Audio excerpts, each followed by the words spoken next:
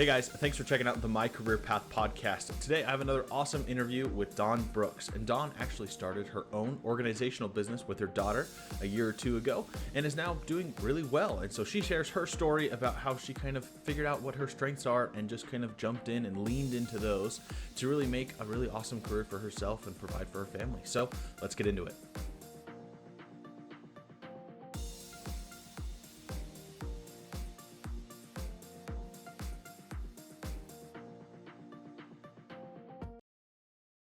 Hey everybody, thanks for checking out the My Career Path podcast. I'm super excited today. I have another awesome guest for you talking about helping students in their careers as well as running their own professional organizational business. Dawn, how are you doing?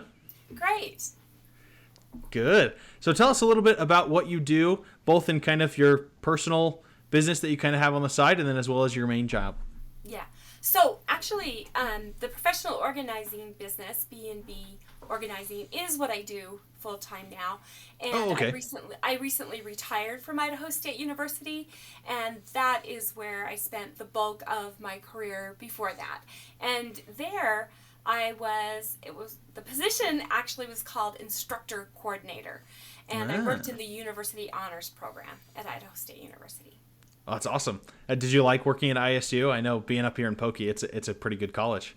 Yeah. Oh, I absolutely loved my time at ISU. It was a hard decision to make to retire early and open up my own business. But I had gotten to the point where I had worked with highly motivated students forever, and I had a huge component of professional development be a part of my first year transition class. And after all these years of saying to my students, make sure that you're planning a life that you just love. Mm-hmm. And I had a life that I just loved working at ISU, but there was something I always wanted to do. And I always wanted to have a professional organizing business. And I had just gotten to the point where I realized if I didn't do it, I never would. And so, right. Yeah. Well, that's awesome. Well, I'm glad to hear that and that you're kind of moving into what you really love and what you want to do and kind of inspiring yourself from the students. I think that's awesome. So let's kind of just jump into it. Let's go over your career path. Kind of tell me about the very first job you ever held. Okay, so it was really interesting. I came from a really big family, and work was our way of life. It just was our way of life. So my first job outside of our home was when I was 8 years old. I got a job babysitting 4 neighbor children, and the husband and wife went to the temple once a week. And so I was in charge of making dinner and cleaning it up and getting the 4 kids bathed and in bed. And I was 8 years old. 8 years old, and you were doing that. It's a different world, That's when I was awesome. 8, I'm trying to think. So I was born in 65, so what, it would have been... Mid-70s? Yeah. 77. Would that be right? 5... So, yeah. So, it was just a different... It was 72, right? It would be 72. So, It was just a different world, and... children had a lot of responsibility a lot younger in life than we do now. Of course, my own children, my daughter didn't babysit until she was 12 years old. And she had a lot of help, you know what I mean? Yeah, I think that's when my sister kind of started too, and it was very much like, if you need anything, just call, let us know. Whereas back then, I'm sure it was kind of like, you're on your own, like, just figure it out. If you're going to do this, you have to do it, right? Mm-hmm. Yep. Well, perfect. Okay, so after babysitting, where'd you kind of move into? So one of my brothers, I wasn't legally or through the company the age that they wanted a paper carrier. I got a paper route because my brother actually got a different job and he had a paper route. So I assumed the paper route when I was 10. Nice. So, yeah, I think I've delivered 56 papers every day. And on Sunday morning, I had to start at 4:30 in the morning folding the papers to get them out on, the porches by... I was going to say, I always know paper... 6 a.m. Yeah, paper routes are super early. You get up and you got to make sure everyone gets it before they wake up. Yeah, so I did it totally by myself through the week, but my mom did drive me on Sunday mornings so that we nice. All right, that's good at least. Okay, after the paper route? So then my next job was I actually did house cleaning and childcare for a woman who was running an apartment complex. And she had so many responsibilities that on Saturdays I would go and I would do a lot of house cleaning for her own apartment and watch her kids so she could do bookkeeping. Gotcha. So I was 12 when I was doing that. And then Okay. my mom opened up a state licensed daycare when I was 11, so I helped out a lot with that also at that same time. So you were just kind of involved in anything your parents did, any neighbors that needed help, you were kind of there for that. Yeah, and it, just was my role. And Hey, all the better for it. yes, actually, all the skills, right, that you have. Interestingly enough, you say that involved in everything. My parents had storage units, and so we had to answer the phone very professional when we were young. It was our home phone number that the calls That the came business in. was, yeah. Yeah, so we had to answer the phone very professional as a child. We were trained. I knew how to count back change extremely young too. Which is funny because that's kind of a dying art now. Yeah, I mean, it's honestly. so funny for me to go to a store still and people just give you the money back and they don't count backwards and they don't give change back. Yeah. I knew how to do that when I was 9 years old. You know what I mean? I had a paper route and I had to give the people, and I collected money in checks as a 10-year-old, and counted money back, and it's just really interesting to see, Oh yeah, the shift between kind of when you were growing up and kind of where we are now is dramatic. It's really drastic in your skill set. So it's kind of funny sometimes when I remember when computers, home computers became really popular and people started having them. Well, my kids had them and been working with them in school for a couple of years before I got them. And, they were so fast, it was really hard for me to learn from my kids. They didn't have YouTube back then. If I could have mastered it all by myself. Right. YouTube, But, and so they were just dumbfounded that how slow I needed them to show me everything, and I would think, hey, I was counting back change when I was 9 years old. I'm a smart person, Right. It's just a different set of skills, which I think It is really is. interesting. And I was a lot of the people know? I've talked to, they kind of had that similar experience. They growing up in Eastern Idaho or Utah or whoever I've interviewed, they've been like, yeah, we worked on the family farm. We worked from a young age, and we did that forever. And just kind of instilled that kind of hard work, determination, and kind of like, yeah, you're going to work. That's just kind of the expectation. It was, you felt valued and respected. Mm-hmm. It was interesting, holding your own, and I did not feel picked on. I think that's interesting because sometimes when you will talk about things, people will be, oh, that was so hard.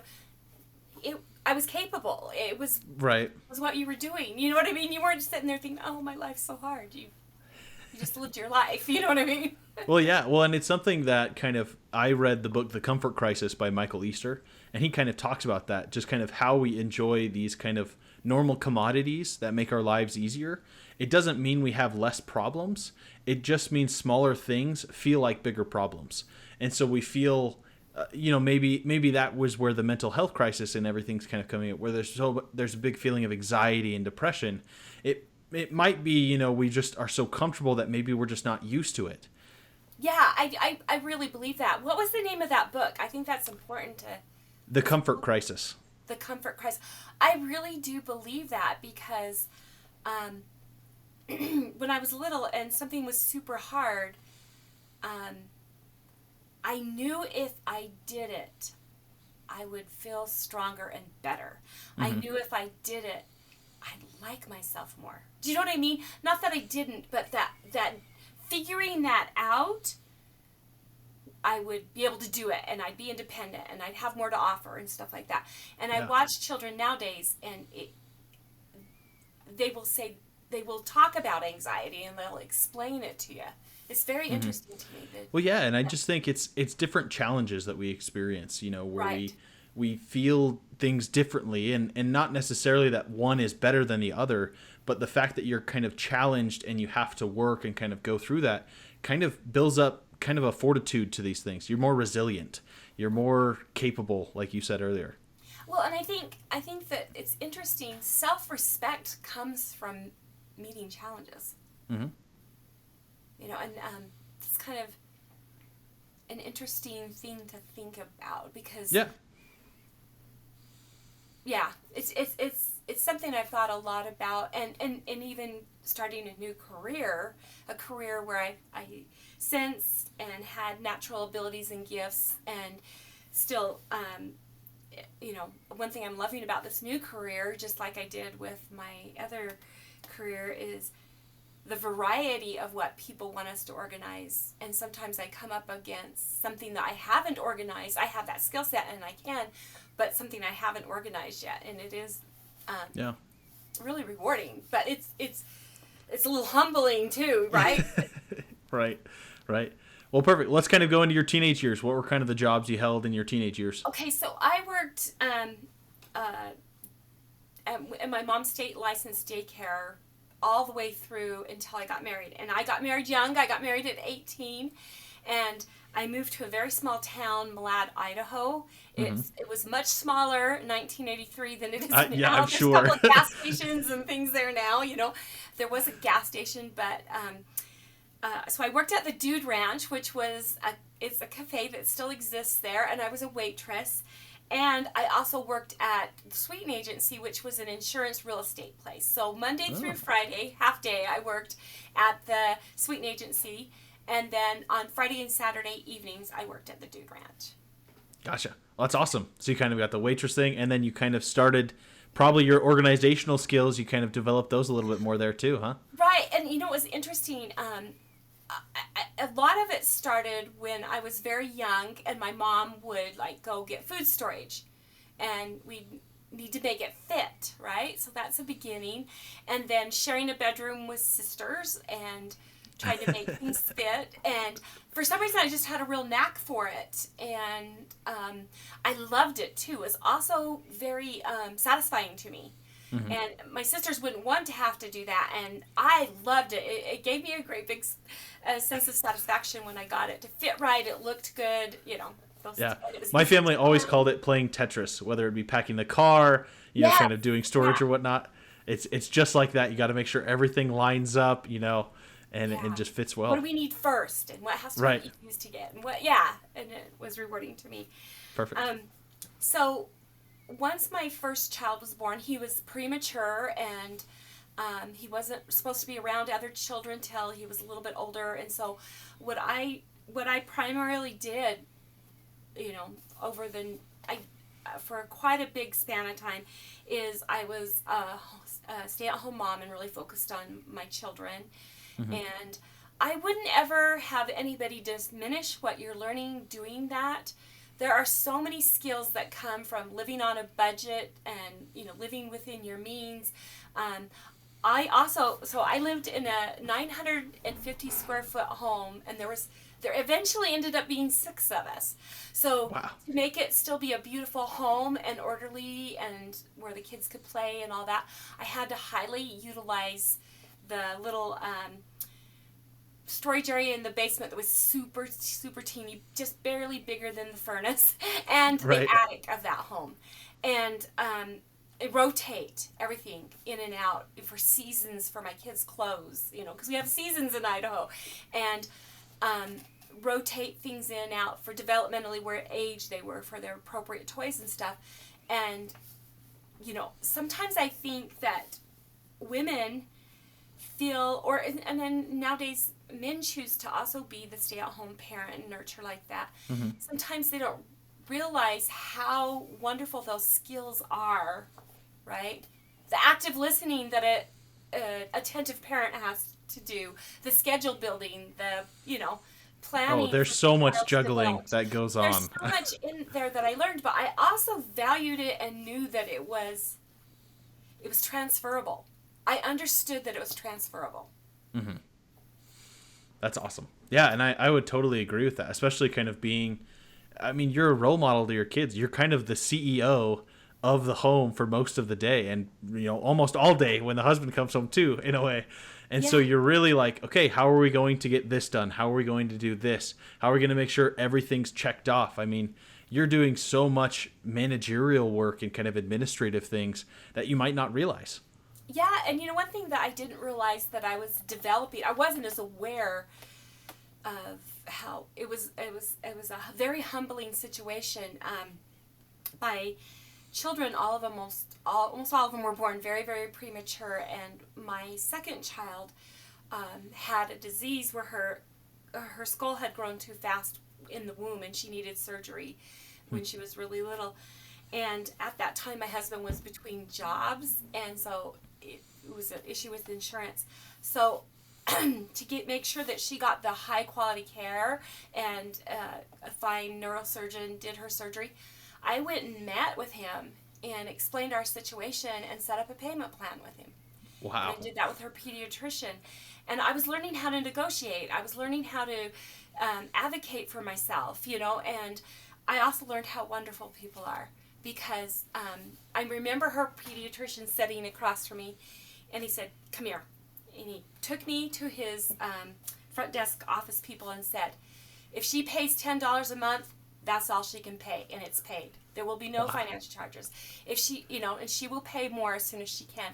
And I remember when I was able to start paying him $50 a month, I sent a card to him, and I said, "Please, I know you don't have the time normal, but I'm up to 50 right now, and when I got him paid off, I sent a thank you card too. And it's just these things that you learn about how to deal with situations. And yeah. That's awesome. Yeah, no, that's great. Okay, so kind of after that, when did you kind of finally decide to go to ISU and kind of start working outside the home after that? Okay, so when I was 36 years old, this is funny because of how young I was. When I was 36 years old, my youngest was in 8th grade, and I decided that I had 2 quarters of college done at Weber State College. It was a college at the time I was going in. It was on quarters.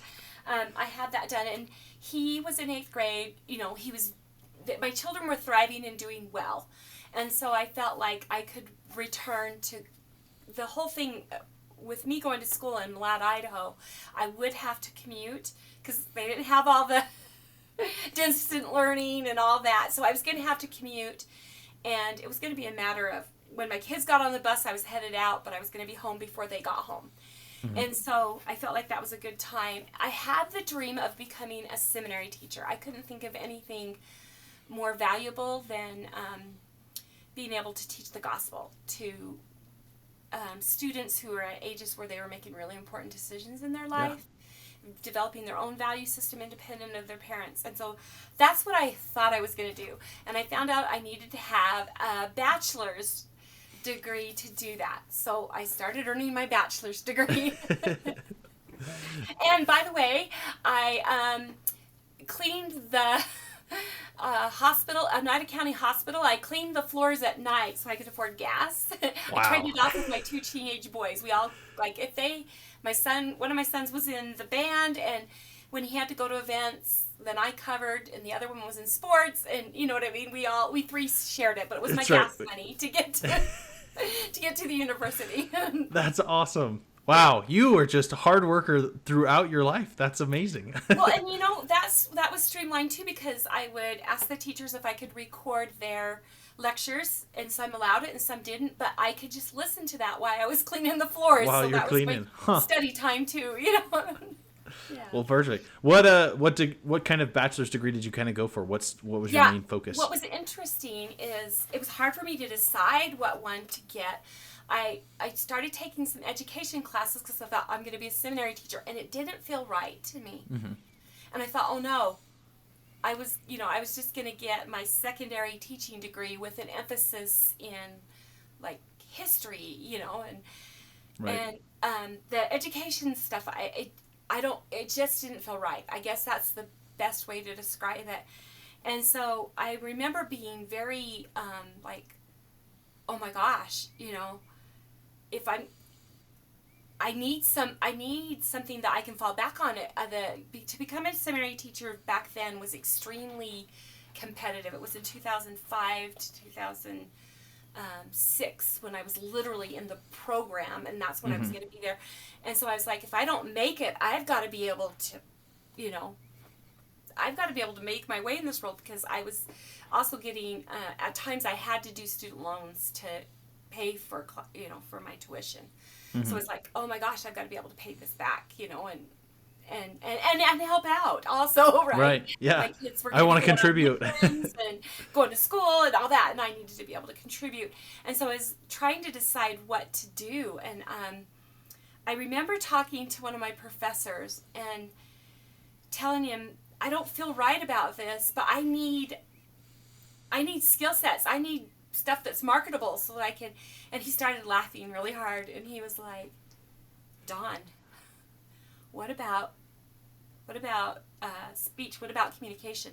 And I was like, but how do you know you can get a job? And he says, you don't realize how marketable this is, do you? And I said, it's so easy, anybody can do it. And he started laughing, and he said, it's easy for you. It's not easy for others. Exactly. Right? I didn't think anyone would have to pay anybody for those things, And so he said, it's easy for you. And that was a big turning point for me. And so what I did, I just thought, you have to market yourself after you get this degree. Why don't you just do a degree that you would just love? Why don't you just go for what you're passionate about and see what happens? I had never thought like that in my life. I'd always just done what was presented, what was needed by my neighbors, what was actually thrown at me in a need. I had never thought in terms of what you would just love, other than the seminary thing. That was the first time where I thought, I'm just going to do what I just love. But but still, it was like, that's way out there, right? That's the big dream, but I don't know. And so what I did is I found out at the time at Idaho State University, they had a degree, a program that was called American Studies. And you could choose one area. You had to choose 3 areas. You had to get 24 credits in one area. You had to do 18 in one, and you had to do 12 in another.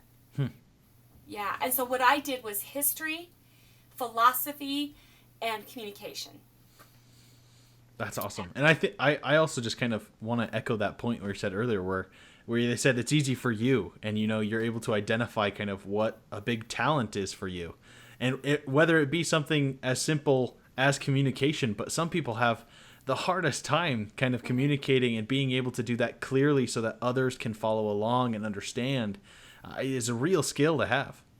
Yeah, and I just loved it. I did debate in high school, and debate is not high-end corporate communication, but some of the skill sets that I learned from that were, like actually relying on factual evidence and experts and things like that, right? I mean, so lay down the background. It's not a way that you would want to communicate with people, when you're approaching them to build a business connection. But there was key aspects of it.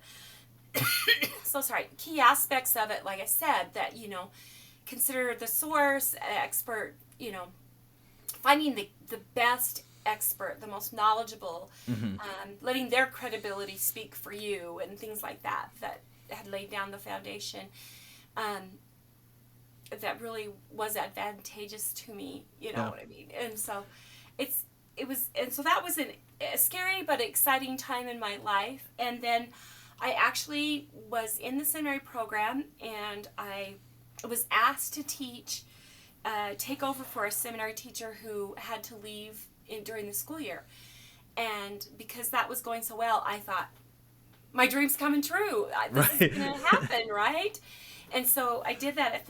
That was a really busy time in my life, because I was in my last semester of school, and I was student teaching. And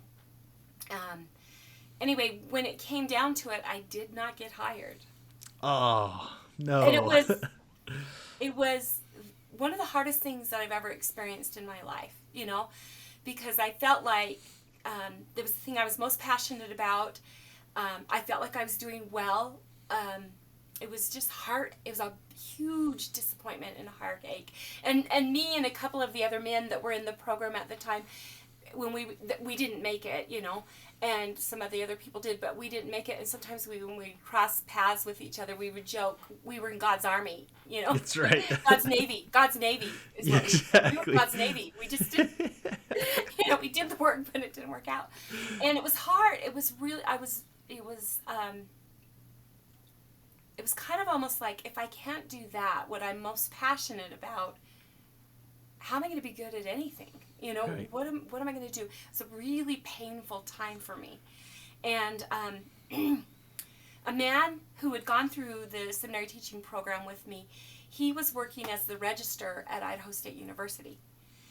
And a woman in Central Academic Advising, where I was a peer advisor, so I had just graduated, and she ran into him and said, "Hey, where's Dawn? Where did she get placed? What's she going to be doing?" And he goes, "Hey, she didn't make it."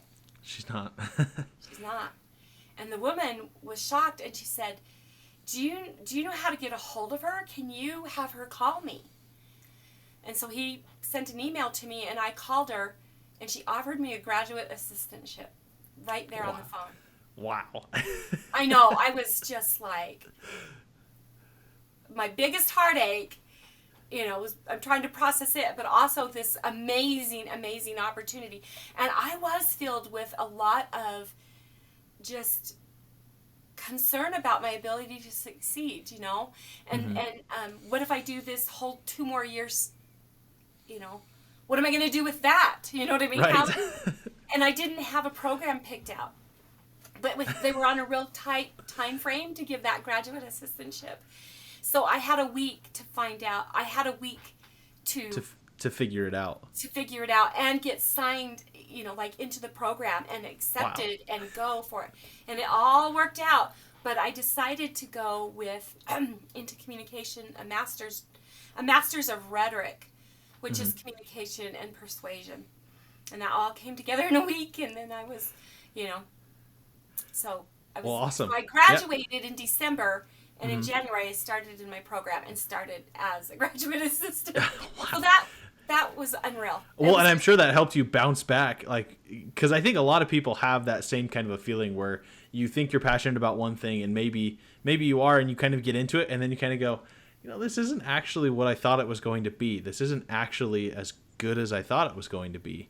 And to kind of have to pivot or change, kind of like start over in a sense, where you're like, now I don't know what to do, but then to kind of bounce back, and life kind of has a way of working out.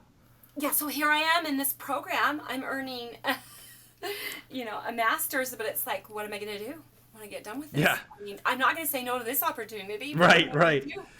And it was interesting. So, guess what year I completed my master's degree? 2008, the Great Recession. Hiring freezes across the land like you cannot believe. So right. I went through that experience of looking for jobs, spending the time of developing a very tailored cover letter for that position and a resume that really reflected my ability to do that job. I would send it in, and like 2 weeks later I'd get "We're so sorry to let you know that we've gone with another candidate." Freeze. Yeah. No, we're going through a really? Hiring freeze. Oh, that's right. Okay. Hiring freeze. And you'd be like, "Give me those hours back. I need to, but everywhere was, and so I literally had to go to Convergys, a call center, just to keep my house, and to keep going. I mean, I didn't mention, right when I found out that I wasn't going to make it as a seminary teacher and stuff, my marriage fell apart also. So now I'm in earning a master's degree, living in a basement apartment, and I had a home out in the country with 19 acres and a big home, and it was wonderful, and boy, I was starting over. I mean, at 41, I was starting all over, totally all over. And it was amazing to me. I was really grateful for that graduate assistantship, because it gave me a focus, and I really had to start investigating jobs, and I filled out so many applications, cover letters and resumes. I mean, and they were hiring freezes, and they would said, we were very impressed, please apply in the future, you know. Wow. But I'm like, like, come on, you know. So I had to go to Convergys to just hold on to my house. But there was something interesting that happened there. Mm-hmm. Very quickly, I became a trainer. And I was introduced to a cognitive psychologist work where he had these, Gane, and he had these 9 events of learning. And I started developing all my lesson plans based on that from the future, and it helped me become a powerful teacher. So it was so interesting that it was there that I got a teaching format that really spoke to me and I could succeed and do really well with. So it was kind of a really wonderful blessing that I ended up going there. Yeah, and it just further enhancing your communication skills, being able to communicate ideas and teach. That's amazing. It was just unreal that's where I got the teaching training. That really clicked with me, and I was successful inside of utilizing. So when I was at Convergys, this is very interesting. A woman who was doing her undergrad while I was doing my master's in the same, department, I helped. What I would do in the communication lab is I would give students feedback on their speeches as a graduate teaching assistant there. So I started out as a graduate teaching assistant in central academic advising, and then I went and became a graduate teaching assistant in the comm department. Gotcha. And a woman that was in her undergrad who she just ran the desk, checking people in and out in the lab. She ended up having to set up an office really, really quickly. And she saw me work with those students all for 2 years. And she reached out to me and said, hey, I need an employment specialist that can help review resumes and help people write cover letters. I know how you treat anybody who walks in the door. Come work with me. Wow. Yeah.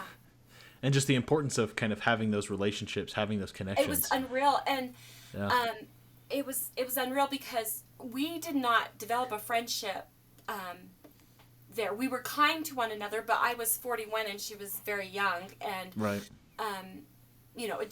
We were good to each other, but it wasn't like we became best friends and then she went and got, it was just, she saw my work ethic, she saw who I was, do you know what I mean? Mm-hmm. And she knew she wanted me.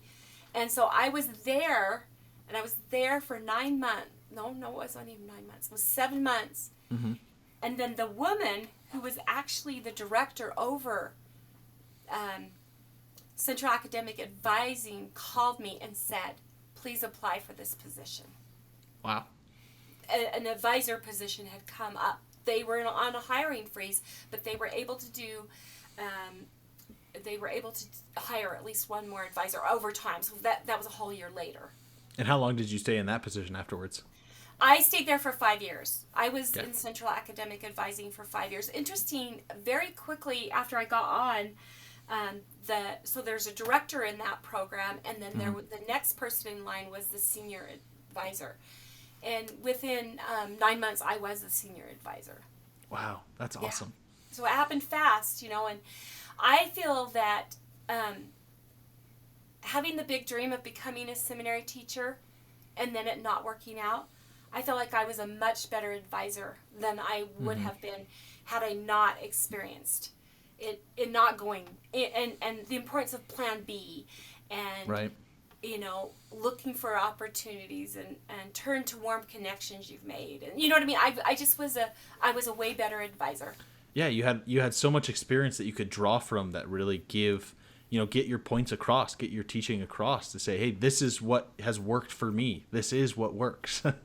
Right, and as I learned so much when I was in that employment specialist position, it was helping people who were trying to gain employment, and I learned so much during those 9 months that I actually could use with my students. And it was like, back then, for every $10,000 more you want to earn, add 18 months on to how far out it's going to be for you to get the job.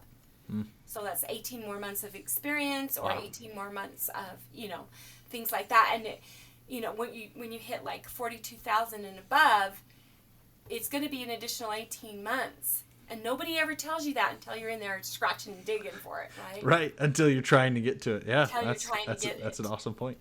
Yeah, yeah. And I'm talking more of the degrees where we have to show that we are capable of it, and we do it all the time, and we're all over the place.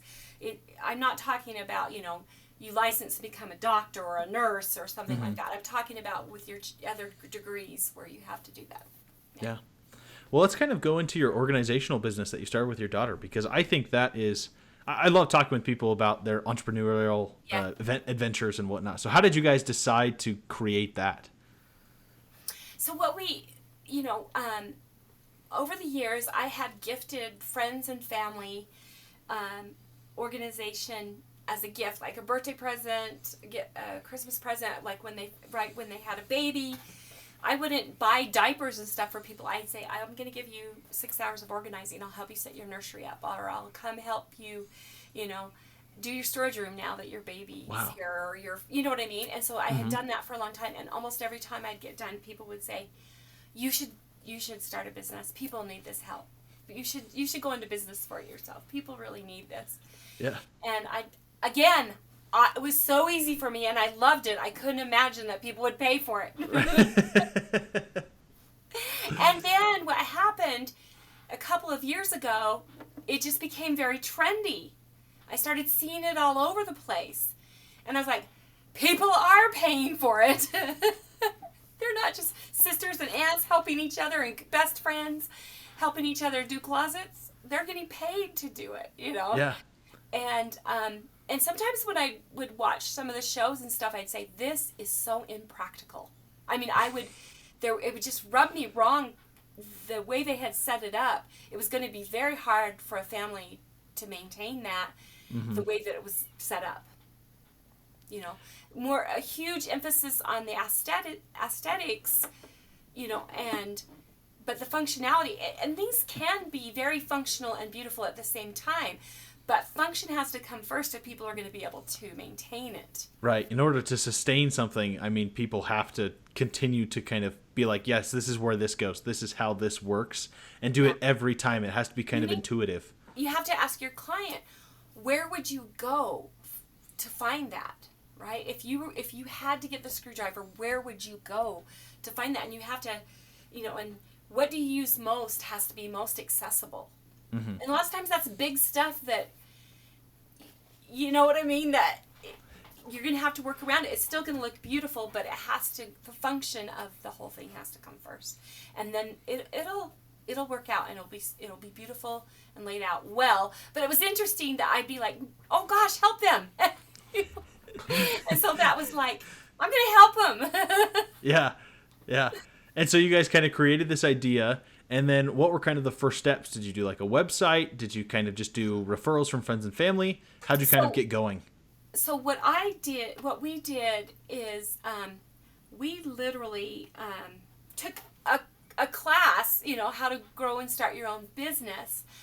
And we learned about Instagram and social media and all that. We did some of those things before we even had our grand opening. So we started in January of 22. And working on it and looking into it and getting our LLD, our business set up as S Corp. And we did all of that before we made a cent. We did all of that. And I was still working, so I had income to put towards it. And then we did our grand opening September 15th, 2022. But I mean, it was interesting because we read a book called Traction. And that was really helpful in developing our mission statement, what we wanted to be about. It was powerful because in that book, it talks about having a weekly meeting and how to structure a meeting and how to, you have to evaluate yourself each week too on how your meeting went. And we knew this was imperative for us because we're mother and daughter. Right. And it helped us to be in that role as business owners when we're doing that hour and 10 minutes. We keep it to 70 minutes. And that book was so crucial and so powerful in helping us learn how to. It's called Traction. It's called Traction. And in the book, he helps you realize your business is not you. It's an entity in and of itself. And you really have to understand that, because there's times your business is going to be booming, and there's times it's not going to be as busy, right?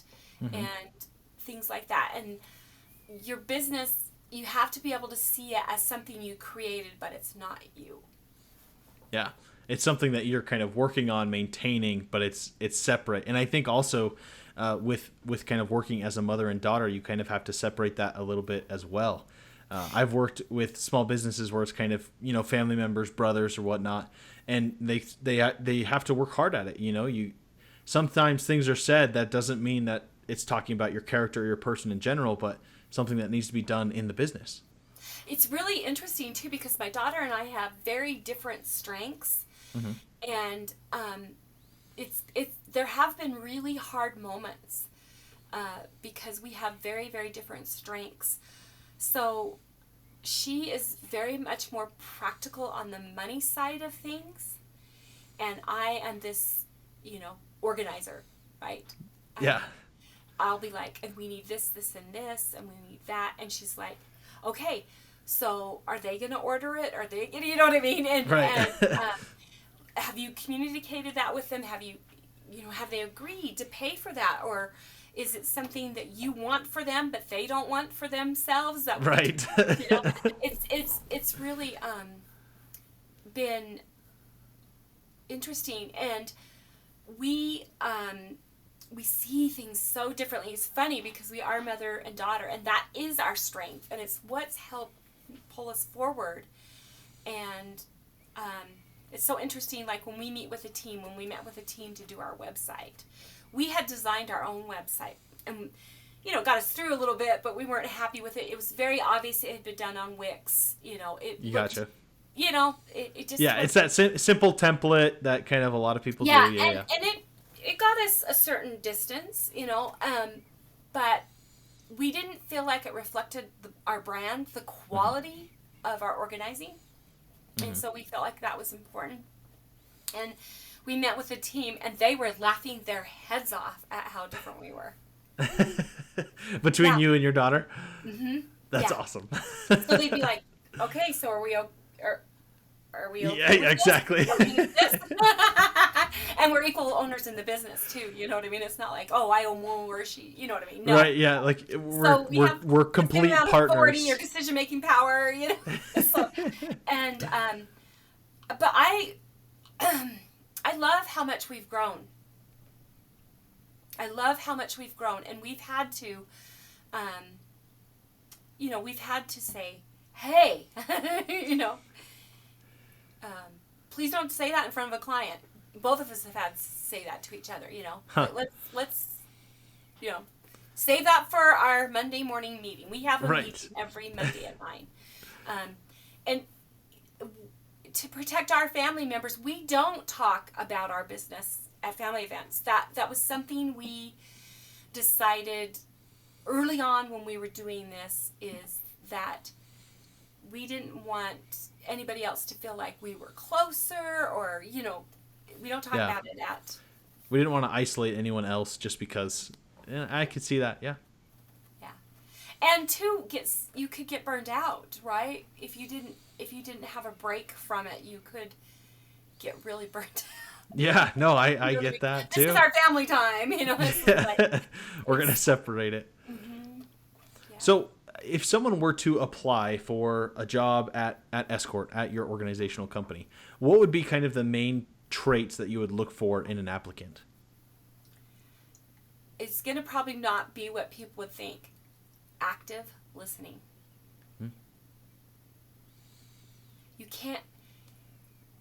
You're in people's spaces, and a lot of individuals who reach out to us have mental health issues that have caused things to be the way they are, or they've had a really traumatic brain injury, or they've had they were a primary caregiver to somebody for a long time, and that's why their space got out of control a lot of times. So you can have these grandiose ideas of what you want to do in their space, but you have to listen to them and work with them where they're at. Yeah.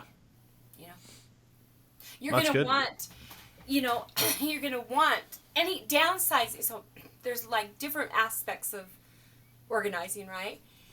And downsizing almost is always the key to get it to be more functionable so that they can maintain it. But some individuals are not ready to do that. They can do that with coaching and support and help. But if you go into aggressively with it, it'll cause a shutdown. And then what you're doing is you're left just to organize all of it. And it's pretty challenging. Yes, you can make it look better, but they're probably not going to be able to maintain it without some downsizing that's done with some, really listening and caring. And yeah, really making sure you're understanding the real needs of your client, I think. And I think that's key in a lot of businesses and a lot of positions, is being able to understand what is needed and how do we come to a compromise of kind of to get there. Right. A person who their ego is in check, they're really right with themselves, and it's more important that they're serving and helping that person. Transformative steps moving forward. Yeah. Well, that's awesome. Well, Dawn, I really appreciate you taking the time to chat with me about your story, your life, and your career. One more quick thing before I let you go. Yeah. What is one of the funniest stories or experiences you've had over your career path? I just think it's awesome to hear people's funny stories that they kind of look back on and maybe chuckle or laugh.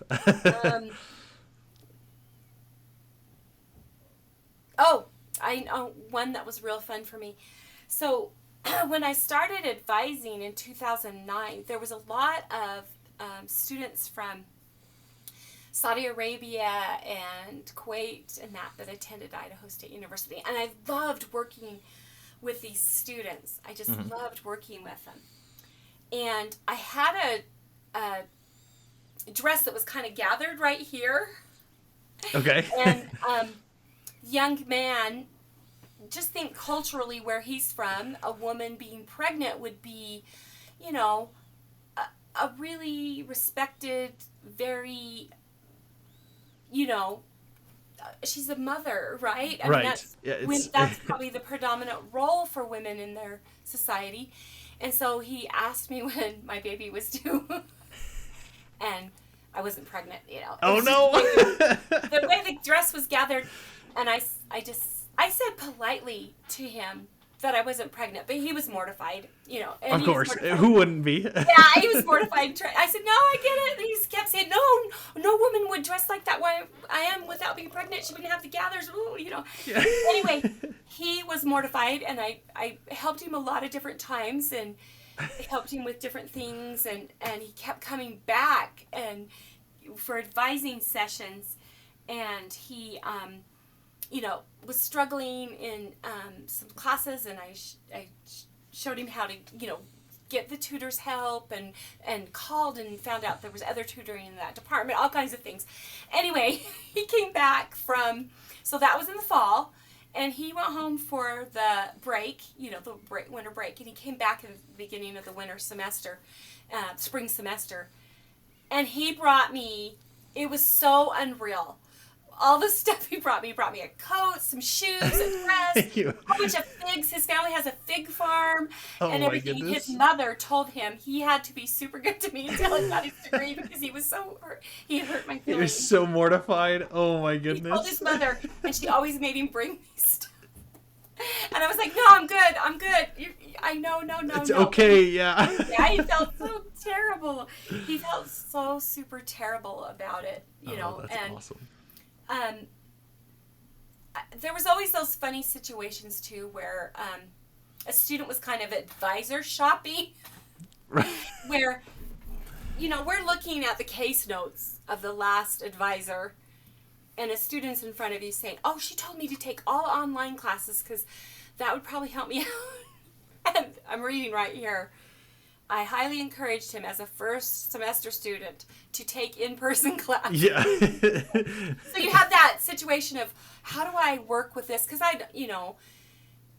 going to shut down if you say, you're not telling me the truth, Oh, yeah. No, it goes back to that active listener thing where you kind of know what they need, and whether that be what they want to hear or what they need, kind of you have to be able to know that difference. That's funny.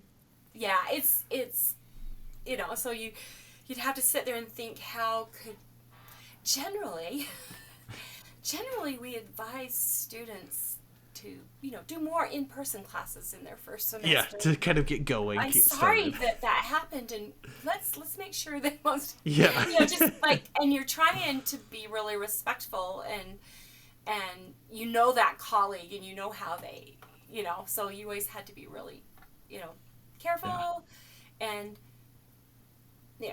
that kind of thing. But yeah, I mean, there's hundreds of very, very funny things that happened, So there you have it, guys. I hope you enjoyed this episode. I hope you enjoyed this interview. Huge thanks to Dawn for actually joining me on this week, sharing her story. I always love when people come on the show, talk about their stories, their past, and hopefully give you guys a good guide into something that you might want to do in the future. If you did like this episode, make sure to leave a like and subscribe, and make sure to comment down below what careers you guys are interested in. I'd love to get people on the show to actually talk about their career. I've got a couple other people lined up, and I'm always willing to talk to some more people. So until next time, I'll catch you guys later. See ya.